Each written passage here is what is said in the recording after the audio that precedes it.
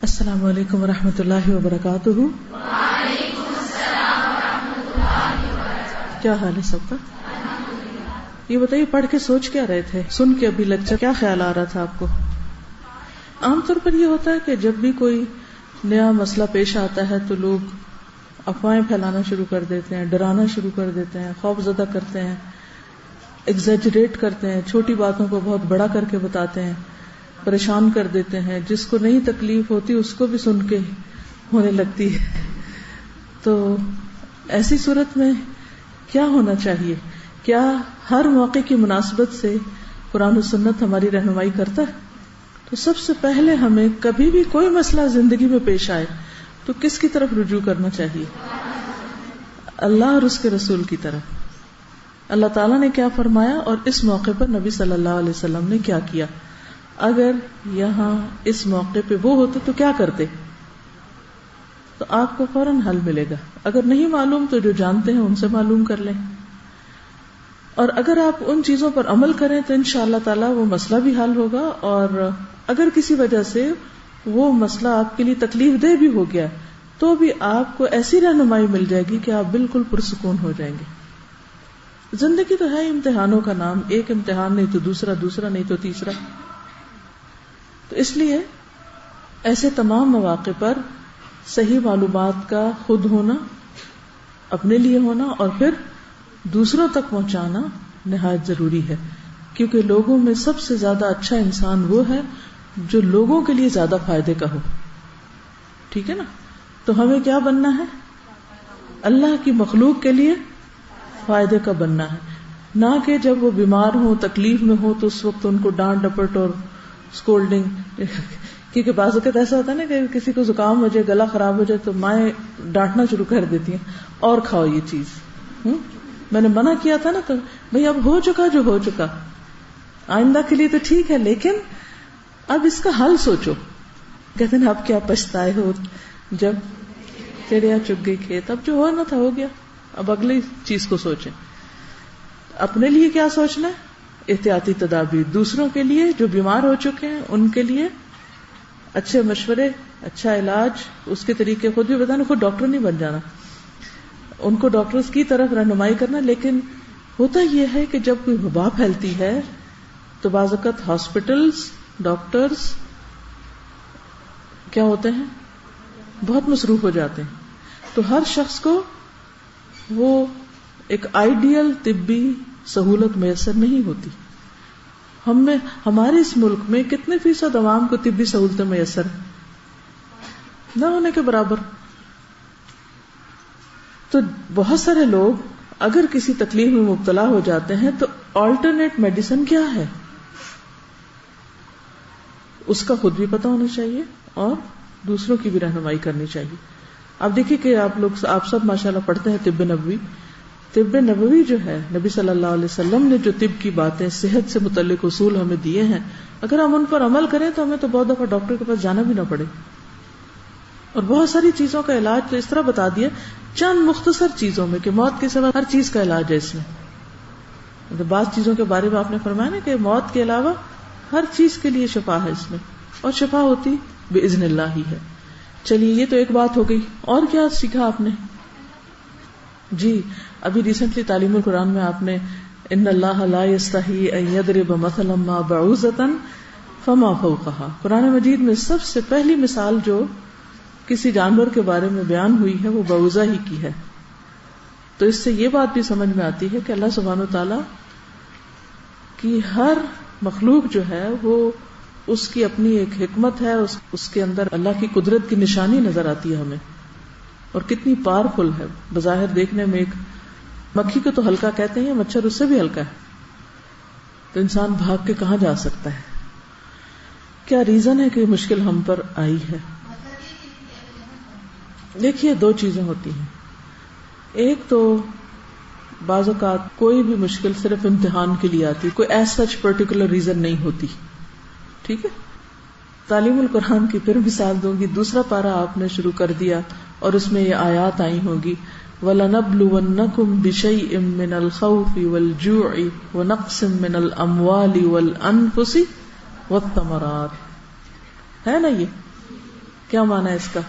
ہم ضرور ضرور تمہارا امتحان لیں گے، تمہیں آزمائیں گے، بشیء ساتھ کسی بھی چیز کے. کون کون سی چیز؟ خوف، بھوک، مال، جان اور پھلوں کی کمی کے ساتھ. یہ سب چیزیں ہوتی رہیں گی. کبھی بھی کوئی علاقہ، کوئی ملک ان سب چیزوں سے پاک نہیں ہوا. ایک نہیں تو دوسری، دوسری تو تیسری، کوئی نہ کوئی چیز آتی رہے گی. تو ایک تو اس وجہ سے کہ اللہ نے دنیا امتحان کے لیے بنائی ہے، اور اس میں انسان کے لیے جہاں بے شمار نعمتیں پیدا کی ہیں وہاں اس کے شکر اور اس کے صبر کو ٹیسٹ کرنے کے لیے کہ کس کیلیبر کا انسان ہے. کیونکہ انسان دو ہی چیزوں سے پتہ چلتا ہے، دو اس کی صفات سے پتہ چلتا ہے کہ جب اس کو کوئی چیز ملتی ہے تو اندر شکر گزاری کتنی آتی ہے، جیسے الحمد پہ ہم نے کافی تفصیل میں بات کی تھی. اور اگر اسے کوئی تکلیف آتی ہے یا کوئی رویہ یا معاملہ یا کوئی سچویشن اس کی مرضی کے خلاف ہو جاتی، اس وقت کس طرح ریئیکٹ کرتا ہے.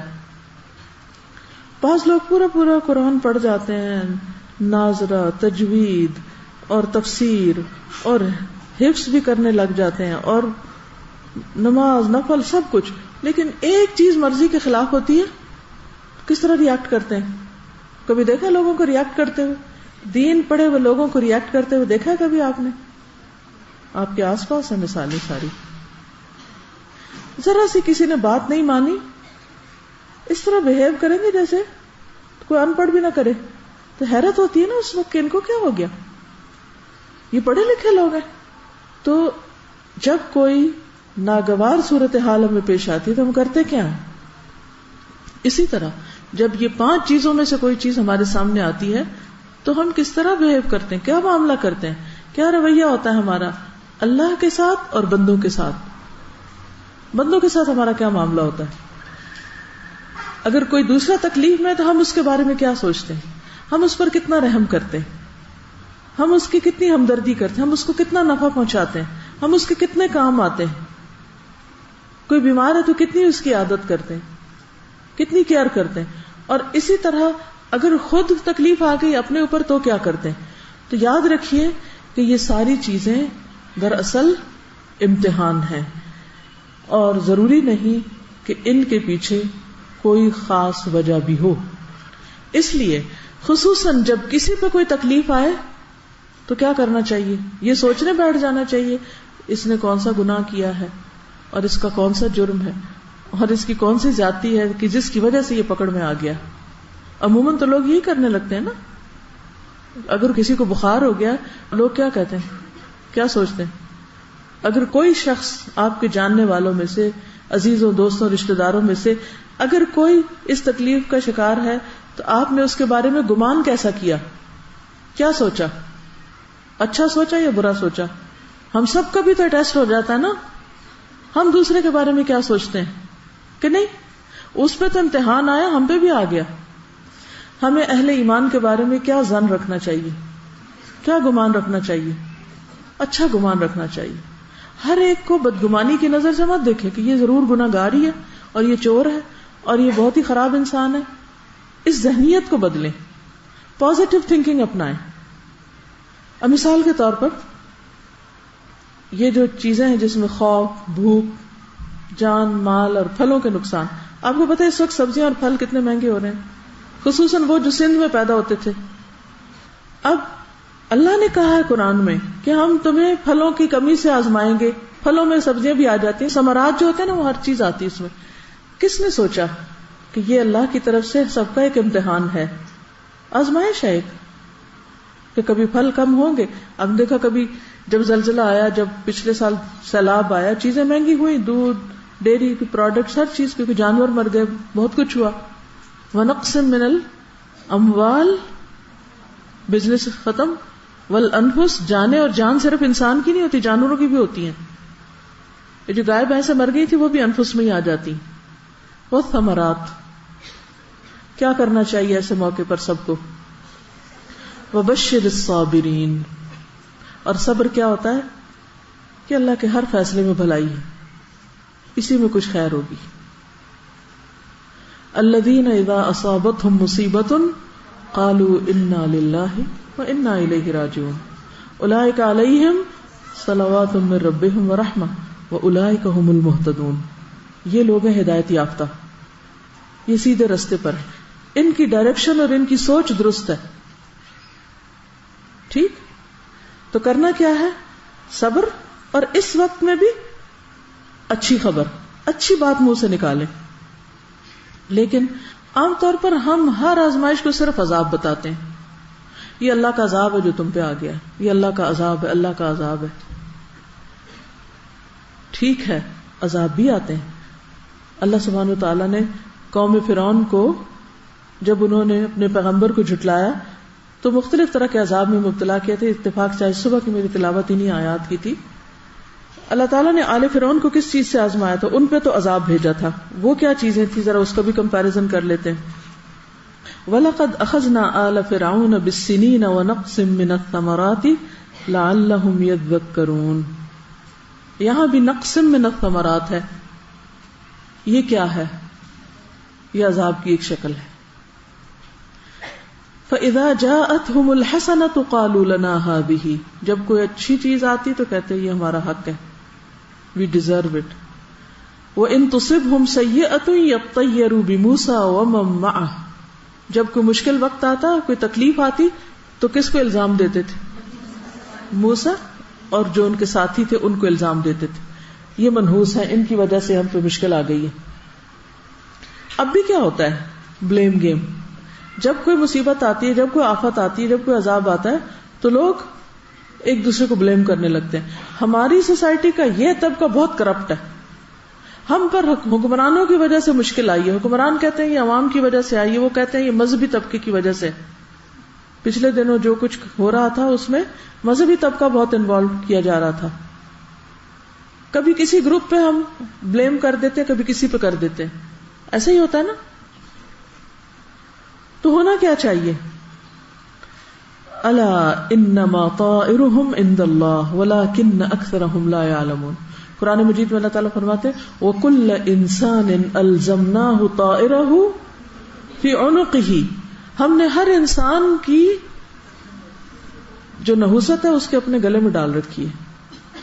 یعنی جیسے تمہارے عمل ہوں گے، یعنی ایک وبا بھی آئے، کوئی عذاب آئے، کوئی آزمائش آئے، کوئی امتحان آئے، اس میں ہر ایک کا معاملہ الگ ہوتا ہے. یاد رہے کہ یہ بات،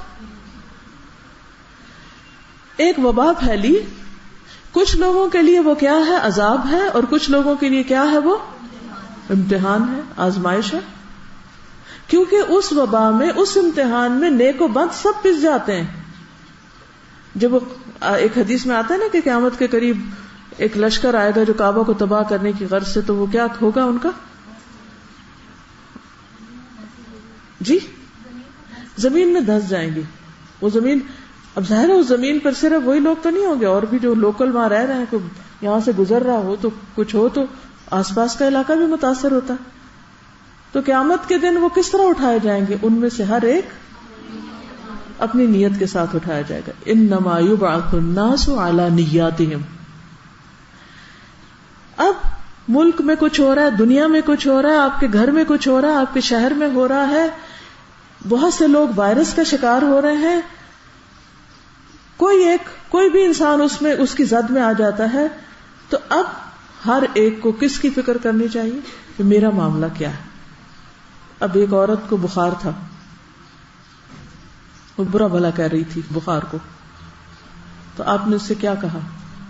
بخار کو برا بھلا نہ کہو. پھر اسے پتا چلا کہ نبی صلی اللہ علیہ وسلم ہے تو تھوڑا شرمندہ ہوئی. لیکن عموماً کیا ہوتا ہے جب کسی پہ کوئی تکلیف آتی ہے تو وہ چونکہ پریشان ہو جاتا ہے، اس پریشانی میں اس کے منہ سے اوٹ پٹانگ باتیں نکلنے لگتی ہیں، وہ اللہ کو، بندوں کو بلیم کرنے لگتا ہے. ایسے موقع پر کیا کرنا چاہیے؟ کسی بھی بیماری کو برا بھلا کہنے کی بجائے کیا کرے انسان؟ صبر کرے، علاج کرے، اللہ سے مدد مانگے، دعا کرے، صدقہ خیرات کرے. ٹھیک ہے نا؟ حفاظتی تدابیر اختیار کرے، احتیاطی تدابیر اختیار کرے، نہ کہ صرف باتیں کر کے اور غصہ کر کے اور گالی گلوچ کر کے وہ بھی برا وہ بھی. اس سے کیا ہوگا؟ اسی لیے پہلی بات فرمائی وبشر الصابرین، صبر کرنے والوں کو بشارت دے دو کہ جب ان پہ مصیبت آتی ہے حد درجے کی بھی کہ کوئی ان کے ہاتھ سے نکل جائے، چلا جائے، کوئی فوت ہو جائے اس بیماری میں، تب بھی کہتے ہیں یہ چلا گیا ہم بھی جانے والے، یہ دنیا ہمیشہ کے لیے تھوڑی سب نے جانا ہے، وہ پہلے ہم بعد میں. قبرستان کے پاس سے گزرنے کی دعا میں کیا آتا ہے؟ تم پہلے جا چکے، ہم تمہارے پیچھے آ رہے ہیں ہم بھی، یہاں بیٹھنے کے لیے کوئی بھی نہیں آیا. اصل چیز ہے کسی بھی تکلیف اور آزمائش کے وقت ہماری سوچ، ہماری تھنکنگ، ہمارا نظریہ، ہمارا خیال، ہمارا گمان، پھر ہمارا عمل، ہمارا رویہ اور ہمارا طریقہ، اس پہ توجہ دینے کی ضرورت ہے. ٹھیک ہے؟ پھر کیا ہوا؟ ہاں ہمارا بول، یعنی گمان کے علاوہ بولتے کیا ہیں، ہم کہتے کیا ہیں. پھر کیا ہوا؟ وَقَالُوا مَهْمَا تَأْتِنَا بِهِ مِنْ آيَةٍ لِتَسْحَرَنَا بِهَا فَمَا نَحْنُ لَكَ بِمُؤْمِنِينَ. تم چاہے کوئی بھی نشانی لے آؤ کہ جس سے تم ہمیں مسحور کرو، ہم نہیں ماننے کے. تو آخر کار اللہ تعالیٰ نے فَأَرْسَلْنَا عَلَيْهِمُ الطُّوفَانَ، اب ان پہ عذاب آ گیا طوفان کا، والجراد ٹڈیاں، والقمل جوئیں، والضفادع مینڈک، والدم خون، آیات مفصلات کھلی کھلی نشانیاں. فاستکبروا، پھر بھی تکبر کیا. وکانوا قوما مجرمین، اور وہ مجرم لوگ تھے. اصل کیا میٹر کرتا ہے؟ رویہ. اللہ نے امتحان، اس کو امتحان کہیں، آزمائش کہیں، عذاب کہیں، کچھ بھی کہیں، کس لیے بھیجا تھا؟ تاکہ لعلہم یتضرعون، وہ عاجزی زاری اختیار کریں، توبہ کریں، استغفار کریں، اللہ کی طرف رجوع کریں، معافی مانگیں. لیکن انہوں نے کیا کیا؟ فاستکبروا، مان کے نہ دیا اور اپنی اصلاح نہ کی. تو اس سے کیا پتہ چلتا ہے؟ اصل مصیبت کیا ہے؟ بخار نہیں، اصل مصیبت ہمارا رویہ ہے. بخار تو آ کے چلا جائے گا، وائرس آتا ہے چلا جاتا ہے، کبھی فلو پھیل جاتا ہے، کبھی سب کسی طرح بیمار ہو جاتے ہیں، کبھی کسی طرح. لیکن اصل چیز کیا ہے کہ ہم کیا کرتے ہیں. ٹھیک ہے؟ اب جو بیمار ہیں ان کا بھی امتحان ہے، اور جو نہیں ہے ان کا بھی امتحان ہے. کرتے کیا ہو. ٹھیک ہے؟ کرنے کے کام چند ٹپس آپ کو بتا دیتی ہوں احادیث کی روشنی میں، صرف ڈینگو وائرس کے لیے نہیں، اوور آل. ٹھیک؟ عن جابر بن عبد اللہ قال سمعت رسول اللہ صلی اللہ علیہ وسلم یقول غط الاناء واوک السقاء فإن في السنة ليلة ينزل فيها وباء لا يمر بإناء ليس عليه غطاء أو سقاء ليس عليه وكاء إلا نزل فيه من ذلك الوباء. یہ ہمارے دین نے تعلیم دی ہے. حضرت جابر روایت کرتے ہیں کہ میں نے سنا رسول اللہ صلی اللہ علیہ وسلم فرماتے تھے برتن ڈھانپ دو، مشک بند کر دو. مشک بند کر دو یعنی پانی کے جو ٹینک وغیرہ ہیں ان کو بند کر دو، اس لیے کہ ہر سال میں ایک رات ایسی ہوتی ہے جس میں وبا اترتی ہے. اللہ کی طرف سے ایک امتحان آتا ہے، پھر وہ وبا جو برتن کھلا پاتی ہے یا مشک کھلی پاتی نہیں، پانی کی، اس میں سما جاتی، اس میں گھس جاتی. مچھر غریب کیا کرے گا؟ وہ تو اللہ کی طرف سے نازل ہوا ہے، اور اللہ نے پہلے ہی بتا دیا تھا. قصور کس کا؟ ہمارا. ہم نے پڑھا ہی نہیں دین. وہ تو پہلے بتا رہے ہیں کہ برتن ڈھانک کے سویا کرو، رات کو سب برتن کیا کرو؟ ڈھک دو. پانی ڈال کے رکھا تو ننگا مت رکھو، اس کو ڈھک دو، چاہے کسی ٹیشو پیپر سے ہی ڈھک دو، چاہے کسی برتن سے ڈھک دو. کوئی بھی چیز. پانی کا ٹینک کھلا رکھنے کا کوئی جواز ہے ہمارے دین میں؟ قطعاً نہیں ہے. حالانکہ مشک جو ہوتی ہے اس کا تو منہ کتنا چھوٹا ہوتا ہے، اس کو بھی بند کر کے رکھو. کیا سمجھ آیا؟ پیچھے سے کوئی بتایا مجھے کیا کرنا چاہیے. رات کو، ایون دن کو بھی کیا کریں؟ چیزیں برتن ڈھانپ کے رکھیں. لیکن خصوصاً رات کا ذکر ہے کہ ایک رات ایسی ہوتی ہے سال میں، every year it's an annual virus جو نازل ہوتا ہے، اور جو برتن کھلا ہوتا ہے اس میں گھس جاتا ہے. پھر بندہ اس میں سے پانی پی لیتا ہے، پھر اس میں سے نہا لیتا ہے. That is contaminated water. اب سائنس تو اس کی کوئی توجیہ نہیں کر سکتی بعض اوقات، لیکن اللہ کی طرف سے ایک امتحان ہے. پھر آپ دیکھیے ایک اور حدیث ہے، عربی پڑھنے کا وقت نہیں. نبی صلی اللہ علیہ وسلم جب مدینہ تشریف لے گئے تو وہاں پر یہ ہوا کہ وہ مدینہ کی زمین جو تھی وہ وبائی زمین تھی. پورے عرب میں سب سے زیادہ وبائیں جو تھی وہ مدینہ میں ہوتی تھی، ارض الوبا تھی. جب صحابہ وہاں پر گئے تو بیمار پڑ گئے، ایک ایک کو بخار. اور حضرت ابو بکر کی حالت یہ ہو گئی تھی کہ ان کو لگتا تھا کہ جیسے بس اب وہ دنیا سے رخصت ہونے والے ہیں، اتنے شدید بیمار ہو گئے تھے وہ بھی. حضرت بلال کے بارے میں آتا ہے اور بھی صحابہ. تو نبی صلی اللہ علیہ وسلم نے اس موقع پر کیا کیا تھا؟ نبی صلی اللہ علیہ وسلم نے مدینہ کے لیے برکت کی دعا کی اور کہا کہ یہاں کے بخار کو جحفہ کی طرف لے جا، یعنی کہ غیر آباد علاقے کی طرف وہاں چلا جائے، یہاں نہ ہو. تو اس کے بعد مدینہ وباؤں سے خالی ہو گیا. اب آپ دیکھیے کہ ایک ملک میں ایک وائرس پھیلتا ہے، وہاں سے لوگ سفر کرتے ہیں، دوسری طرف چلا جاتا ہے. وہ نہ بھی سفر کرے تو جو مکھیاں مچھر وغیرہ ہوتے ہیں وہ سفر کر کے کہیں اور پہنچ جاتے ہیں. اس زمین سے کچھ نکل آتا ہے، آسمان سے کچھ اتر آتا ہے. تو ایسی صورت میں پھر کیا کرنا چاہیے کہ انسان کو اللہ سے دعا کرنی چاہیے، اجتماعی دعائیں بھی کرنی چاہیے کہ یا اللہ اس وبا کو تو یہاں سے نکال دے. کیونکہ کہا یہ جاتا ہے کہ جیسے ڈینگی کا وائرس ہے، ایک سال آتا ہے، اگر اس کا علاج نہیں کیا اگلے سال اس سے بڑا اٹیک ہوگا، اگلے سال اس سے بڑا اٹیک ہوگا. ایک کام کی بات بتا دیجیے جو آپ کو یاد رکھیں گے کہ ہم نے کراچی کی بارش ہو یا سندھ کا سیلاب ہو یا لاہور یا اور علاقوں میں جو ڈینگی وائرس ہے، اس کے بارے میں بہت محتاط زبان استعمال کرنی ہے.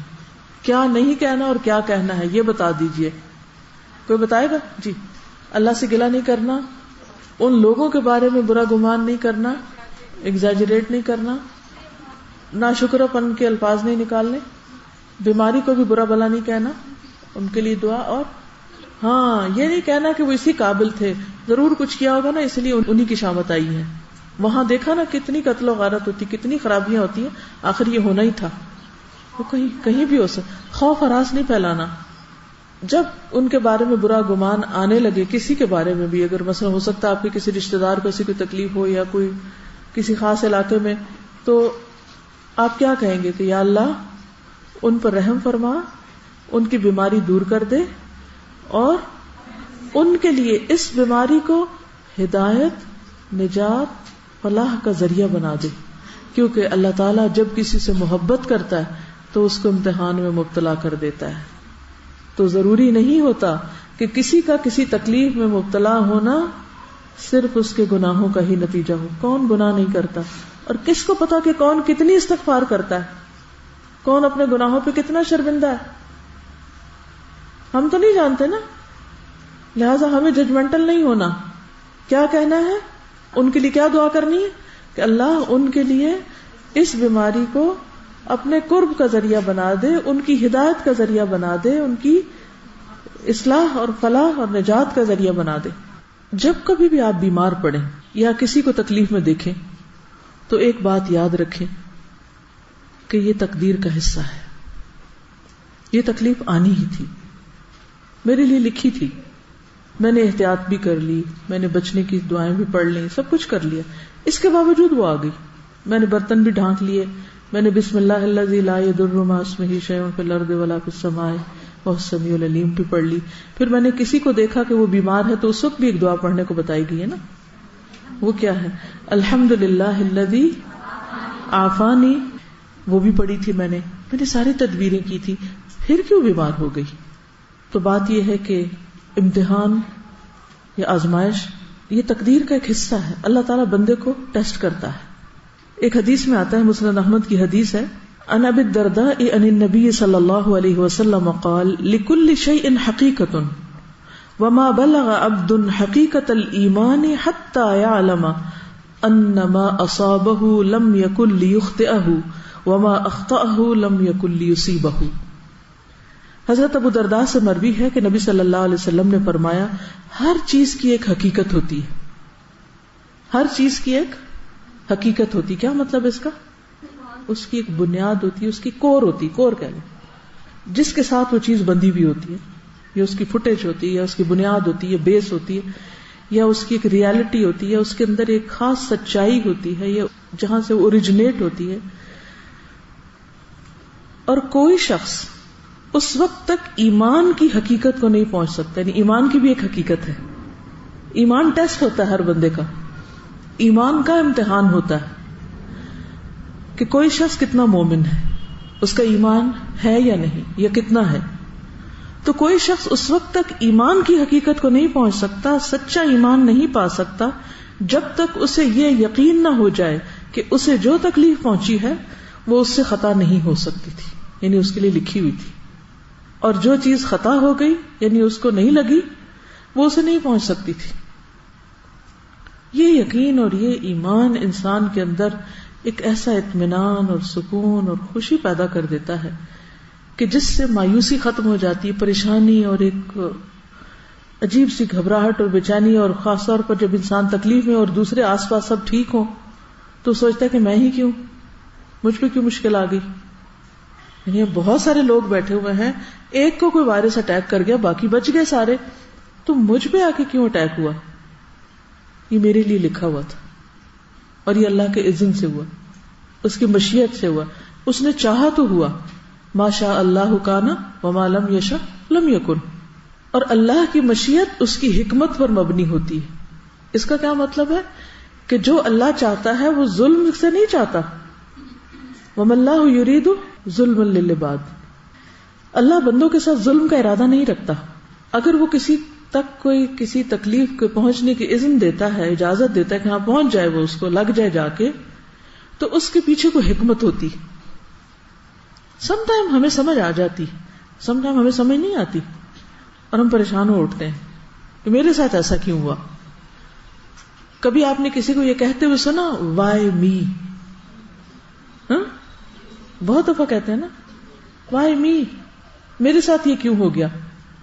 اس کا اصل جواب تو اللہ کے پاس ہے, اور اس کے پیچھے کوئی حکمت ہے. لیکن ہمیں کیا یقین رکھنا چاہیے کہ ہمارا رب ہم پر ظلم نہیں کرتا, وہ ہمارے حق میں 70 ماؤں سے بڑھ کر مہربان ہے. اس نے اگر یہ فیصلہ میرے حق میں کیا ہے کہ یہ بیماری مجھے لگے, تو اس میں بھی ضرور کوئی بھلائی ہے. وہ بھلائی جو اس وقت مجھے نظر نہیں آ رہی. اس کا یہ مطلب نہیں کہ انسان بیماریاں مانگنا شروع کر دے کیونکہ بیماری آتی ہے تو کوئی بھلائی آتی ہے اس لیے یا اللہ ایسا ہو جائے, یہ نہیں کہنا چاہیے, کیونکہ اللہ تعالیٰ کو عافیت کی دعا بہت پسند ہے. لیکن اگر آ گئی تو اس میں پھر اللہ سبحانہ و تعالیٰ کے ساتھ حسن ظن رکھنا چاہیے کہ اس میں میرے لیے خیر ہے. اور پھر کوئی بھی وبا جب پھیلتی ہے, وبا کیا ہوتی ہے آپ بتائیں گے؟ وبا کس کو کہتے ہیں؟ میں وبا بول رہی ہوں, ایسا نہ ہو کہ لوگوں کو یہ پتا نہ ہو وبا کس کو کہتے ہیں. بیماری, ایپیڈیمک ڈیزیز جو ہوتی ہے, ایک سے دوسرے کو جو ٹرانسفر ہو جاتی ہے, لگ جاتی ہے, اور بہت سارے لوگوں کو لپیٹ میں لے جس سے وائرس پھیل جاتا ہے. اب اس میں ہر کوئی ڈرا ہوا ہوتا ہے کیونکہ مجھ پہ نہ اٹیک ہو جائے, تو اس میں ٹھیک ہے, خوف تو فطری چیز ہے, ہوگا ہی. لیکن پھر وہی بات کہ حسن ظن رکھیں کہ مومن کے لیے وبا بھی باعث رحمت ہے. حضرت عائشہ رضی اللہ تعالی عنہا کہتی ہیں کہ رسول اللہ صلی اللہ علیہ وسلم سے طاعون کے بارے میں پوچھا گیا, پلیگ. تو آپ نے بتایا کہ یہ ایک عذاب تھا جو اللہ جس پر چاہتا تھا بھیج دیتا تھا. طاعون کی بیماری کو کیا کہا گیا؟ عذاب. لیکن اس امت کے مسلمانوں پر اللہ نے اسے رحمت بنا دیا ہے. اب یہ فرق سمجھ رہے ہیں آپ, عذاب اور آزمائش اور رحمت کا؟ اس امت کے لیے اللہ نے اسی چیز کو جو پچھلی قوموں کے لیے عذاب تھی, سزا تھی, اس امت کے لیے رحمت بنا دیا. تو ایک تو اپنا یہ نظریہ درست کر لیں کہ جب کوئی وبا پھیلے, کوئی بلا آئے, کوئی مصیبت آئے, تو یہ نہ کہیں کہ یہ صرف اللہ کا عذاب ہی آ گیا. اچھا, جب ہم یہ بات بہت سپریڈ کر دیتے ہیں نا, یہ عذاب ہے, یہ عذاب ہے, یہ عذاب ہے, تو ہم اللہ سبحانہ و تعالیٰ کے بارے میں لوگوں کے دل میں کیا گمان ڈال رہے ہوتے ہیں؟ لوگوں کو اور زیادہ دور کر دیتے ہیں اللہ سے. ایسے ہی ہے نا, کچھ لوگ ہوتے ہیں جو پہلے سے ہی اللہ کی طرف مائل ہوتے ہیں, راغب ہوتے ہیں. کچھ لوگ ایسے ہوتے ہیں جو درمیان میں ہوتے ہیں, نہ ادھر نہ ادھر, بس عوام کا نام جدھر لوگ جا رہے ہیں بس آنکھیں بند کر کے, جو ادھر کسی نے بلایا ادھر چل پڑے, ادھر بلایا ادھر چل پڑے, کیونکہ اپنے پاس تو حق و باطل کا کوئی کرائیٹیریا ہے ہی نہیں. کچھ لوگ ایسے ہوتے ہیں جو پہلے سے اللہ تعالیٰ سے کچھ نہ کچھ بدگمان ہوتے ہیں شیطان کے شر وسوسے نجاست کی وجہ سے، یا پھر لوگوں کی پھیلائی ہوئی باتوں سے، یا اپنے نفس کے شر کی وجہ سے، کوئی بھی ریزن ہو سکتی، ایسے لوگوں کو جب آپ اللہ کی رحمت اور عذاب کے بیلنس کے دیے بغیر کوئی بات سناتے ہیں یا سمجھاتے ہیں تو وہ اللہ تعالیٰ کے قریب آنے کی بجائے بعض اوقات الٹا اور دور چلے جاتے ہیں. اچھا تو پھر کیوں ہمیں کیوں عذاب دے رہا ہے اللہ؟ فلاں بھی تو ایسا اور ایسا کرتا ہے، ان کی کیوں نہیں پکڑ آ رہی، ہماری کیوں آ گئی؟ وہ آزمائش ان کے لیے اور مصیبت بن جاتی ہے اور وہ اور زیادہ دین سے دور چلے جاتے ہیں. تو اس لیے ٹھیک ہے ہمیں لوگوں کو خبردار بھی کرنا ہے، انہیں بتانا ہے، سمجھانا ہے، ڈرانا بھی ہے، یہ بھی دین کا ایک حصہ ہے. دیکھیے ڈرانا بھی دین کا حصہ ہے جہاں ڈرانے کی ضرورت ہوتی ہے، کیونکہ ہمارا دین بیلنسڈ ہے، معتدل ہے، اعتدال والا ہے. لیکن یہ نہیں کہ آپ صرف ڈرائیں. جو لیڈر اٹھے، جو اسکالر ہو، جو اخبار میں بیان پڑے، جو جس کی طرف سے کوئی بات آئے، جو کوئی وبا پھیلتی ہے، بلا آتی ہے، کوئی آزمائش ہے، سیلاب یا زلزلہ، تو ایک ہی بات شروع ہو جاتی کہ بس ان لوگوں پر تو اللہ کا عذاب آ گیا، دوسری کو بات ہی نہیں کہتے. تو کیا یہ حدیث آپ کو یاد رہے گی کہ طاعون جس کو نبی صلی اللہ علیہ وسلم نے خود عذاب بتایا، فرمایا اس امت کے لیے رحمت ہے. اب جو شخص طاعون کی بیماری میں مبتلا ہو اور اس شہر میں ثواب کی نیت سے صبر کرتے ہوئے رکا رہے اور یقین رکھتا ہو کہ اسے صرف وہی مصیبت آ سکتی ہے جو اللہ تعالیٰ نے اس کے لیے لکھ دی ہے، تو اسے شہید کے برابر اجر ملے گا. طاعون کی بیماری میں جو فوت ہوتا ہے صبر کر کے، صبر سے مراد کیا ہے کہ انسان واویلا نہ مچائے اور اللہ سے بدگمانی نہ کرے، علاج کرے، کوشش کرے کہ اس بیماری سے باہر آ جائے، لیکن اس کو تقدیر کا حصہ سمجھ کر ایکسپٹ کر لے اور پھر وہاں رکا رہے، وہاں سے بھاگے نہیں، کیونکہ منع کیا گیا وبائی علاقے سے نکلنے تاکہ دوسروں تک نہ وہ پہنچے. اس کو شہادت کی موت نصیب ہوتی. تو اس امت کے لیے کیا ہو گیا یہ؟ اب ایک شخص اگر ایمان رکھتا ہے، ایک مسلمان ہے، چاہے سیدھا سادہ مسلمان ہے، اگر وہ اس بیماری میں فوت ہو جاتا ہے یا کسی اور پیٹ کی بیماری میں، تو اس کے لیے وہ موت بھی کیا ہو گئی؟ ہمیشہ کی زندگی کا ذریعہ بن گئی. تو یہ چیزیں ایک بیمار انسان کو حوصلہ دیتی ہیں، ایک مثبت سوچ دیتی ہیں. کیونکہ بہت دفعہ ہم جسمانی طور پر تو بیمار پڑتے ہیں، ساتھ ہماری اسپرٹس بھی بہت لو ہو جاتی ہیں، ہم پھر کسی بھی چیز کو مثبت پازیٹیولی دیکھ نہیں پاتے. اس سے اور زیادہ ہمارے اندر ریزسٹنس ہی کم ہو جاتی ہے کہ ہم اس بیماری سے فائٹ کر سکیں. اسی لیے آپ نے دیکھا ہوگا کہ جو لوگ بیمار ہونے کے بعد ان کے آس پاس دل بڑھانے والے لوگ، TLC کرنے والے لوگ ہوں، تو پھر کیا ہوتا ہے؟ وہ بیماری سے جلدی باہر نکلتے ہیں. تو یہ بہت ضروری ہے کہ بیمار کی پھر عیادت بھی کی جائے، اس کو اچھی اچھی باتیں بتائی جائیں، اس کو پر امید کیا جائے اور اس کو اس سے باہر نکالا جائے. ٹھیک ہے، اسی لیے عیادت کا اتنا زیادہ اجر و ثواب ہے کہ جو شخص صبح شام کسی کی عیادت کرے اس کے لیے 70,000 فرشتے دعائے بخشش کرتے ہیں. اس زمانے میں طاعون ہی زیادہ تر پھیلتا تھا، دوسری بیماریاں نسبتاً کم تھی. اب تو یہ نا کہ وائرسز میں ملٹیپلائی ہو کے جراثیم وہ سپر وائرس بن گئے ہیں اور بیماریاں بھی ایک سے ایک گریڈ آگے بڑھتی چلی جا رہی ہیں. یعنی کچھ بیماریاں ایسی جو آج ہم سن رہے ہیں.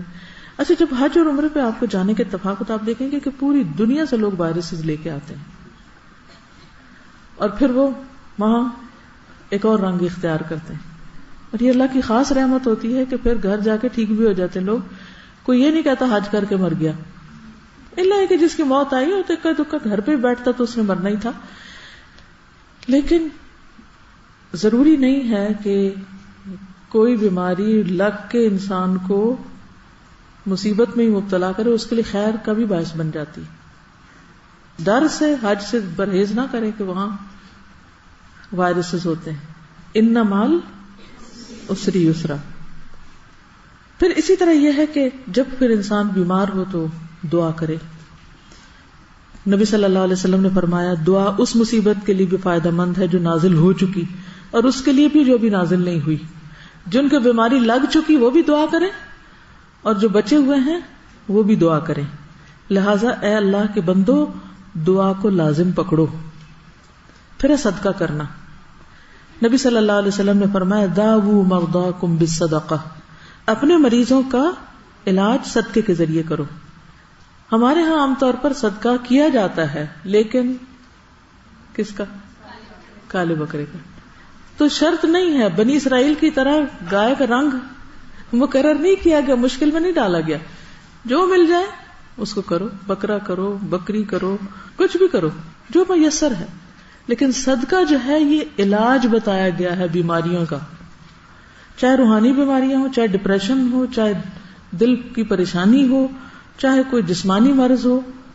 تو اس نیت سے صدقہ کرنا کہ اس سے بیماری دور ہو جائے درست ہے. اور اس کے لیے ضروری نہیں کہ کسی کے سر پہ 100 روپیہ گھما کے کسی فقیر کی مٹھی میں دے. وہ سر پہ وارتے ہیں نا، یہ من گھڑت باتیں. اس خاموشی سے کچھ بھی کر سکتے ہیں، ایون ڈیبٹ کارڈ سے آپ پیسے سینڈ کر سکتے ہیں.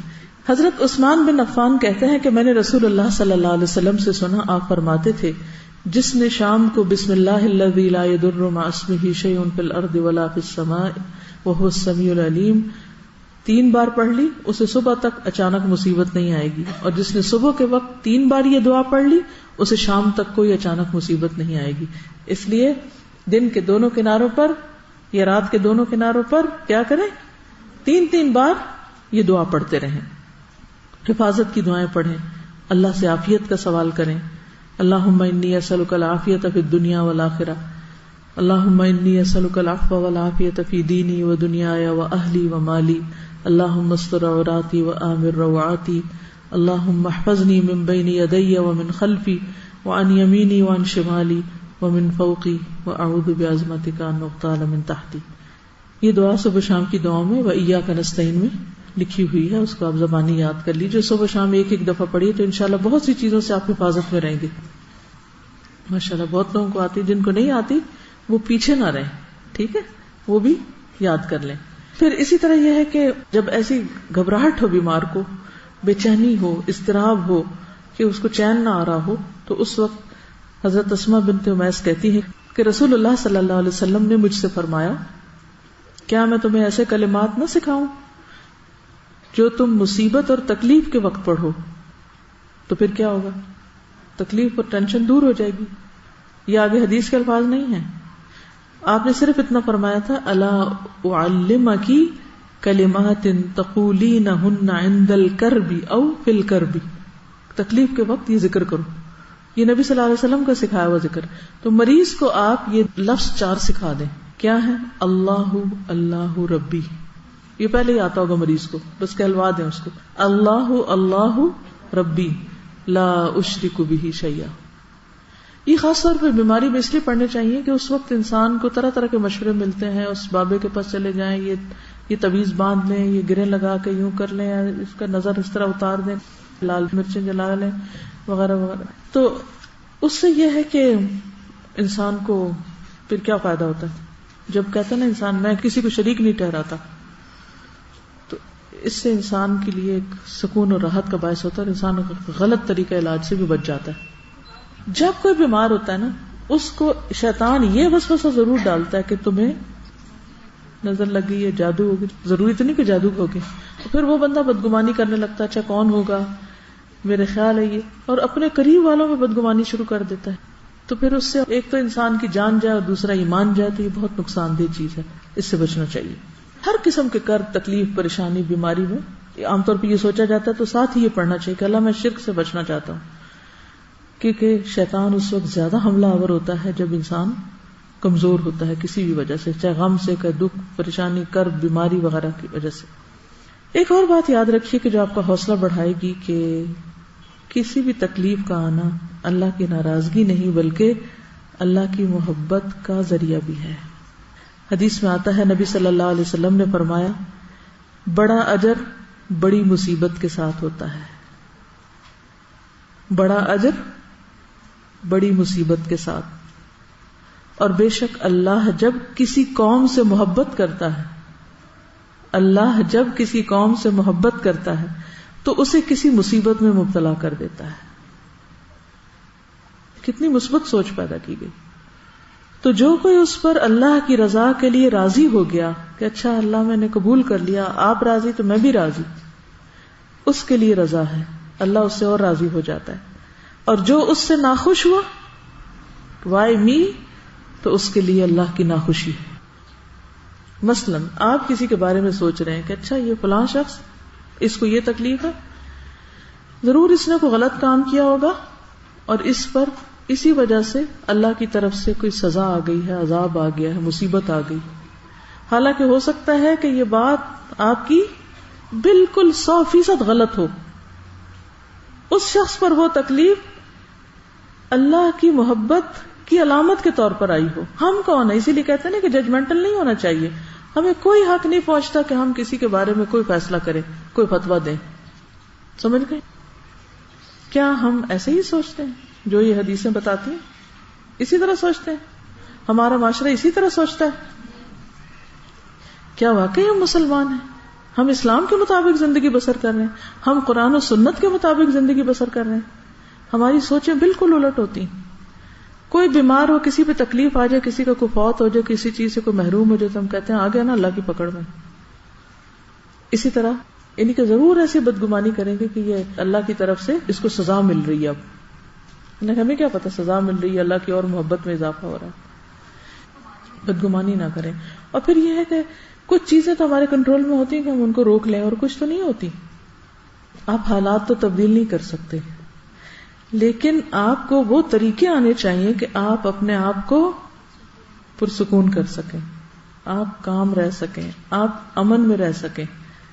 استاذہ کے ایک دو تو بہت ساری باتیں کراچی کی یاد ہے، کیونکہ میں ہر وقت ان کے ساتھ رہتی تھی، اور آپ کو پتہ ہے کہ استاد کے رول ماڈل سے انسان سب سے زیادہ سیکھتا ہے نا.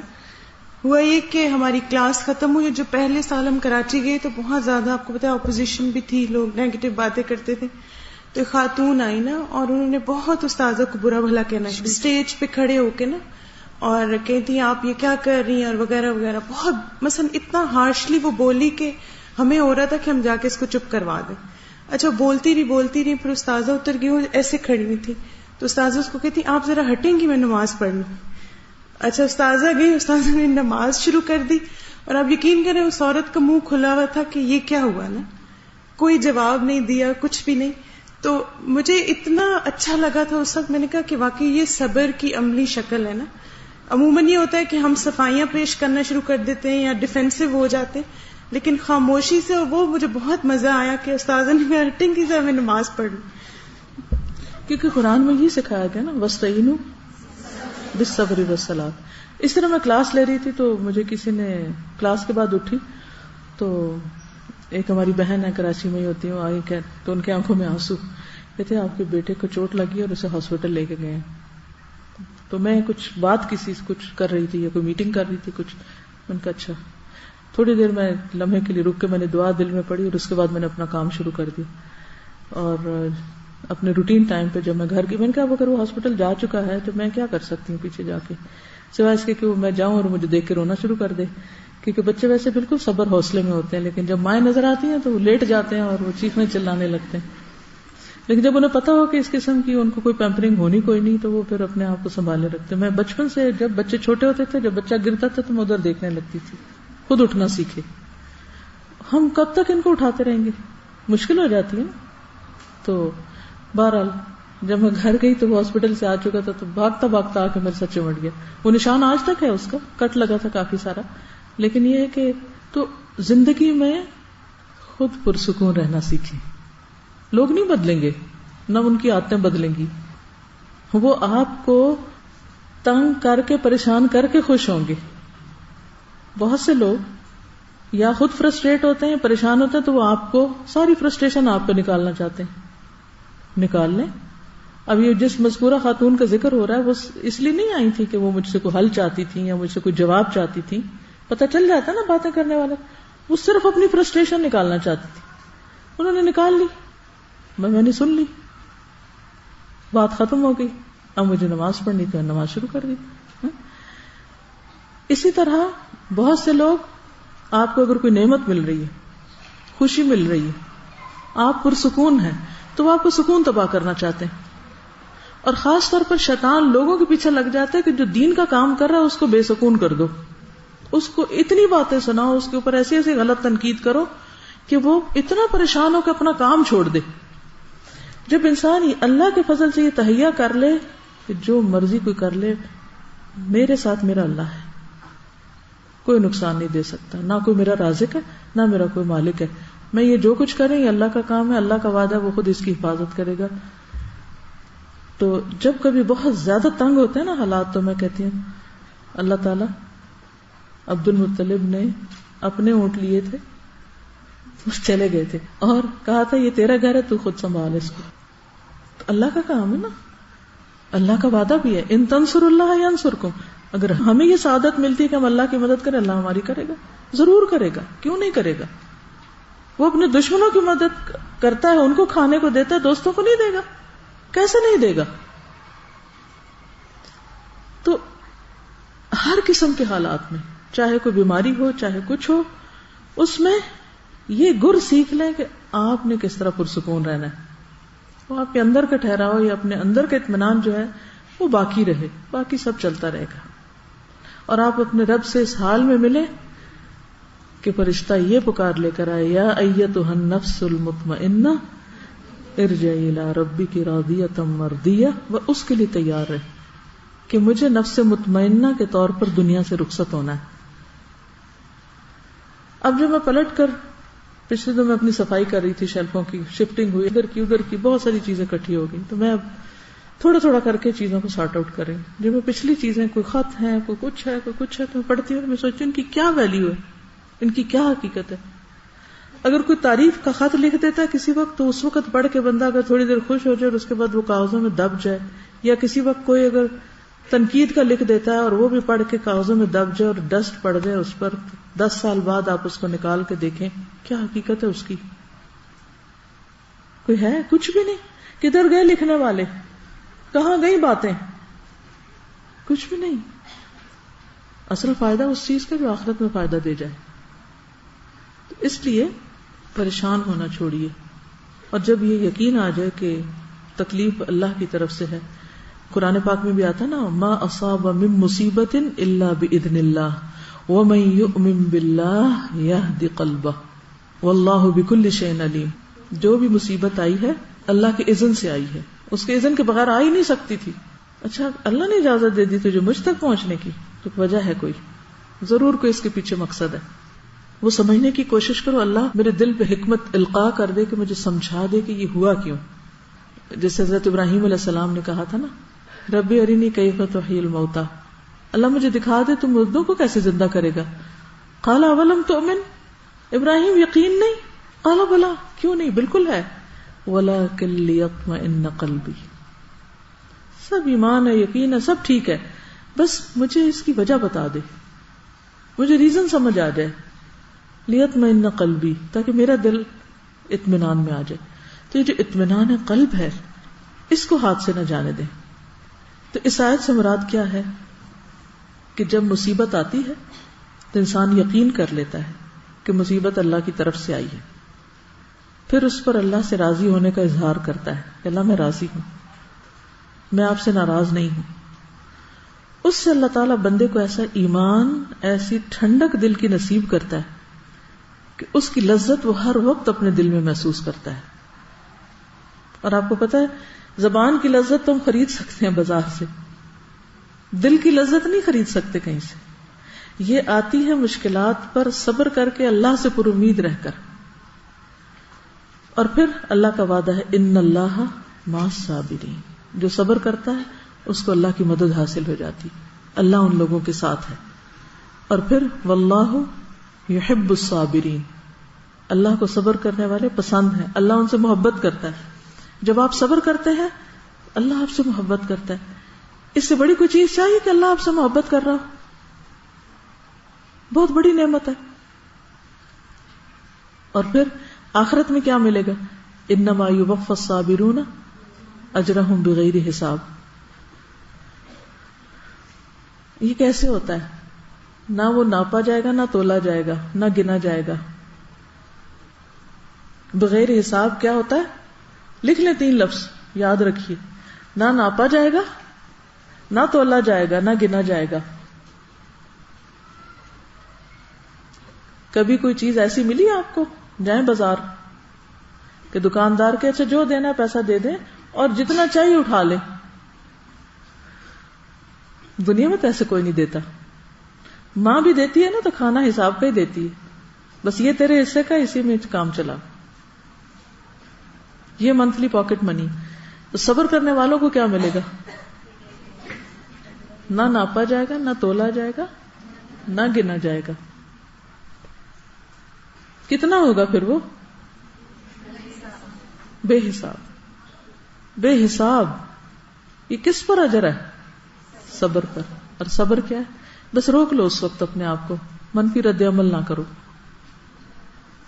اور پھر یہدی قلبہ میں انسان کو جو ہدایت نصیب ہوتی ہے, رستہ سمجھ آنے لگتا ہے, آگے کیا کرنا ہے, واٹ نیکسٹ. پھر اپنی غلطی نظر آنے لگتی کہ مجھے یہ بھی نہیں کرنا چاہیے تھا, یہ میں نے کیوں کیا. اور پھر اجر طرح کی تسلی ہو جاتی اور انسان کی زندگی کا سفر جاری رہتا ہے. آپ ایک پروڈکٹیو انسان بن جاتے ہیں. آپ نے جو کرنا ہوتا ہے اس میں رکاوٹ نہیں آتی. ورنہ کیا ہوتا ہے, کام شروع کیا, اب یہ ہو گیا, چلو کام رکھ دو, چھٹی کرو, اب یہ ہو گیا, اب یہ نہ کرو. کچھ ہو ہی نہیں پاتا زندگی میں. اکثر میں جب پوچھتی ہوں نا آپ لوگوں کے کورسز کا حال کہ کیا حال ہے, اس کورس میں کیسا کام جا رہا ہے, ایک چیز مجھے جو پریشان کرتی ہے, جو سن کے مجھے عموماً ذرا سی فکر مندی ہوتی ہے, جو کورس انچارجز یہ بتاتے ہیں کہ چھوٹی چھوٹی بات پہ لڑکیاں چھٹی کر لیتی ہیں. تو مجھے بڑا عجیب لگتا ہے. میں بھی آپ کے گھر کا کلچر یہی ہے, کچھ ہوا نہیں تو چھٹی کر لو. ہمارے والد کوئی بیمار ہو, کچھ کوئی بہانہ چلنا ہی نہیں, چھٹی تو ہے ہی نہیں ڈکشنری میں, الا یہ کہ کوئی بس اٹھ ہی نہ سکے تو اور بات ہے. چھوٹی موٹی باتوں پہ کوئی فوت ہو جائے, آپ کا کیا کام, جاؤ اسکول, شادی ہے واپس آ کے چلے جائیں گے. کچھ میں کہتی یہ کیا, ہماری کلاس کی ہر لڑکی چھٹی کرتی, ہمیں کیوں نہیں اجازت. وہ بچپن سے ایسی ہیمرنگ ہوئی ہے نا کہ چھٹی نہیں, چھٹی مانگو ہی نہیں. اس کا نتیجہ کیا ہے کہ پھر تھوڑی کام کی عادت پڑ گئی. وہ نفس توڑ توڑ کے کوٹ کوٹ کے انسان اپنے آپ کو وہ کرتا ہے نا, ایک چیز پہ راضی کرتا ہے. تو اگر آپ لوگ ایک دن بھی مس کر جاتے ہیں تو آپ کو کوئی نقصان کوئی نہیں ہوتا پڑھنے لکھنے میں, بہت ہوتا ہے. وہ آپ اکیلے گھر بیٹھ کے اس دن کو ریپلیکیٹ نہیں کر سکتے, ایک دن اور اضافہ کر لیں. اس چیز کی وجہ سے پھر نہ وہ ہماری تعلیم صحیح مکمل ہوتی ہے, نہ تربیت ٹھیک ہوتی ہے, نہ کچھ اور. اور ہوتا کیا, تھوڑی دیر تکلیف اٹھانی پڑتی ہے, پھر جب آپ آ جاتے ہیں اسکول تو تھوڑی دیر کے بعد پھر آپ آہستہ آہستہ بلکہ وہ گھر پڑے اور بیمار ہوتے ہیں, آ کے اور ٹھیک ہونے لگتے ہیں, اللہ کہ کوئی بہت بڑی مشکل ہو. اس لیے چھوٹی چھوٹی چیزوں کو بہانہ نہ بنائیں, رکاوٹ نہ سمجھیں, پھلانگتے چلے جائیں, کیونکہ زندگی ایک بار ملی ہے, بار بار نہیں ملے گی, کہ تجربے کرتے رہیں. اور جو کام آپ نے نیت کر لی ہے نا, ارادہ باندھ لیا کہ یہ کرنا ہے زندگی میں. مثلاً اگر آپ نے یہ نیت کر کے یہاں آئے تھے, مجھے نہیں پتا آپ کی نیتوں کا, اگر آپ یہ نیت کر کے آئے تھے کہ ہم نے اس ایک سال میں پورے قرآن کا ترجمہ یاد کرنا ہے, یہ پورے قرآن کو سمجھنا ہے, تو چھٹی کر کے تو پورا نہیں سمجھ سکتے آپ. بریک کر کے توڑ کے تو بات نہیں بنتی. مثلاً کوئی آپ سے 1000 روپے قرض لیتا ہے, اور جب لوٹاتا ہے کبھی 100 دے دیتا ہے, کبھی 50 دے دیتا ہے, کبھی 200 دے دیتا ہے, توڑ کے گیپ کر کے دیتا ہے. آپ کو کچھ لگتا ہے کہ آپ کو کچھ پیسے واپس ملے؟ اسی طرح اگر آپ کھانا کھا رہے ہیں, 2 نوالے لیے, پھر اٹھ کے وہ کیا, پھر آگے, پھر وہ کیا, پھر ایسا کھانا بھوک مٹاتا نہیں مٹاتا. تو قرآن پڑھتے وقت یہی کام کرنا ہم نے, کہ ایک دن پڑھ لیا, ایک دن چھٹی کر لی, ایک دن جلدی آ گئے, ایک دن دیر سے آئے, دوسرے دن آئے ہی نہیں. تو ہم کیا چاہتے ہیں کہ اللہ کی کتاب کے ساتھ اسی قسم کا معاملہ کیا جاتا رہے, اور چھوٹی چھوٹی ریزن کی بنا پہ اس کو بس بند کر دیں ہم, تو موڈ نہیں ہے. ہم موڈ کے شکار کب ہوتے ہیں زیادہ, یہ پتا آپ کو؟ کب ہوتے ہیں؟ اس کا مطلب ہے کہ ہم کمزور ہیں.